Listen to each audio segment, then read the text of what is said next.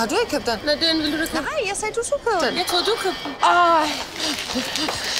Ej, det er en dårlig idé. Det er så kedeligt at komme med en parfume. Det gør alle. Skulle det da være en valentgave?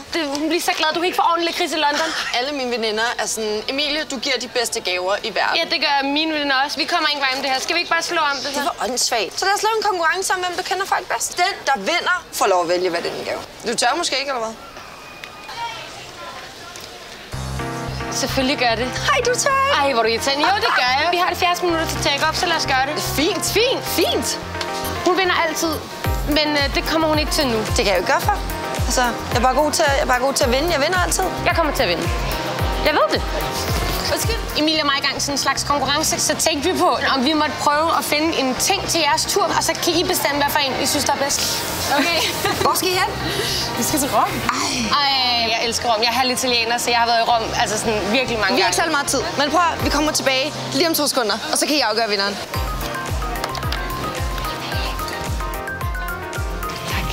Kunne I sådan rigtigt så det her på og rød læbestift, sådan lege prinsessen holder fridag og kører rundt på Vespa? Jamen, prinsessen holder fridag. De kender jo ikke den der film. De vil jo bare ud og feste og spise nogle pizzaer. Man går altså aldrig galt i byen med sådan en her stribet skjorte. Så tænkte jeg, fordi eksperten her ikke kan tage med jer til Rom. Jamen, jeg tror, Emilie har valgt sådan en rejseguidebog, fordi hun ikke selv kan finde vej.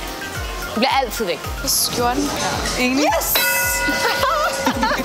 Det er mest synd for pigerne, altså som de jo også fortalte, de har ikke været i Rom før, og det kommer de til at mærke, når de er der, at de har valgt en helt forkert skjorte. Den passer på en båd. Hvor skal du hen? Jeg skal til Madrid. Besøge nogle venner og spise noget tapas og drikke noget sangria, tænker jeg. Ja, elsker tapas. Ej, men så står hun der og er sådan savlende. Jeg ved ikke, om han er single. Jeg tænker bare, altså, jeg ved ikke, hvis man nu ikke lige skulle giftes. Jeg har fundet den her lækre højtaler. Jeg tænker, så kan du høre sådan noget bolero eller et eller andet, ikke? Og så sådan deodorant. Det er ikke, fordi jeg tror, du sveder, eller sådan, du dufter vildt godt, men ej. Den er i hvert fald god. Har hun slet ikke set, at han er til fyre? Nå, man er i Madrid, altså, og det klæder også dit jakkesæt. Ja, anlægget der, det vil jeg gerne have. Perfekt. Hej, skat. Den her vej skal vi så gå. Tusind tak. Hyggeligt at møde jer. Ja. Hvor er du på vej hen? Jeg er på vej hjem, faktisk. Jeg har været til møde i Dubai. Ellers så skal vi vende den om. Så kan vi købe gaver, hun kan tage med hjem. Du må ikke sige, hvem vi købe gaver til. Tænk til svigermor. Hun er altid god at være gode venner med, ikke? Lego til børnene derhjemme. Hun har ikke nogen børn. Hun prioriterer 100% sit arbejde. Jeg har fundet en powerbank til dig, fordi jeg tænker, du er en businesswoman. Legoet, det ville være tit derhjemme. Det mener du ikke? Hvordan kan du vide det? Hendes armbånd. Det var da lavet af hendes barn. Ja, det er godt set. Ja, jeg vil tage det. Vi skal vælge en gave, som han skal tage med til hende. En kærestegave. Hvor skal I hen? Til New York. Ej, det bliver godt, ja. Jeg synes bare, du virker som en fyr, der passer virkelig godt på din kæreste. Så jeg tænkte, at du skulle give hende noget rigtig lækker solcreme. Og så sådan en solhat her. Hat og solcreme.